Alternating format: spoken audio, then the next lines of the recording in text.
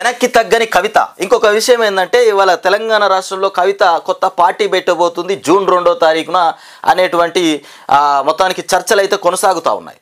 మరి జూన్ 2వ తారీఖున ఎమ్మెల్సీ కవిత కొత్త పార్టీ పెట్టబోతుందా?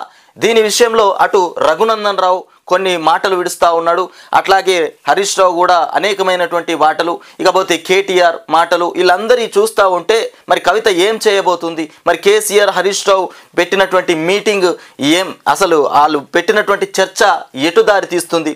మరి హరీష్ రావుకి బీఆర్ఎస్ పగ్గాలు అప్పచెప్తారా అనేటువంటి మొత్తానికి ఈ టాపిక్లు అయితే నడుస్తూ ఉన్నాయి ఇవాళ రాష్ట్రంలో. ఇక మిగతా ఇటు కాంగ్రెస్కు అటు బీజేపీకి మాత్రం మొత్తానికి కోతికి కొబ్బరి చిప్ప దొరికినట్టుగా అయిపోయింది. బీఆర్ఎస్లో పంచాయతీ మొదలైతే కోతికి కొబ్బరి చిప్ప దొరికినట్టుగా మొత్తానికి దాని మీద కథనం అయితే నడిపిస్తూ ఉన్నారు. ఇక వెనక్కి తగ్గనని చెప్పినటువంటి కవిత 2వ రోజు అవే కామెంట్లు. బీజేపీలో బీఆర్ఎస్ విలీనానికి ఒప్పుకోనని వ్యాఖ్య.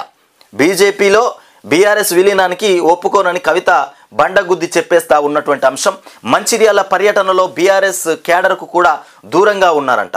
బీఆర్ఎస్ ఎమ్మెల్సీ కవిత వెనక్కి తగ్గడం లేదు, బీజేపీలో బీఆర్ఎస్ విలీనానికి కుట్రలు జరుగుతున్నాయని కూడా గురువారం సంచలనమైనటువంటి వ్యాఖ్యలు చేసిన ఆమె వరుసగా 2వ రోజు అవే కామెంట్లు చేశారు. శుక్రవారం మంచిర్యాలలో కవిత పర్యటించారు. ఈ సందర్భంగా మీడియా ప్రతినిధులతో మొత్తానికి చిట్ చాట్లో మాట్లాడినటువంటి కవిత.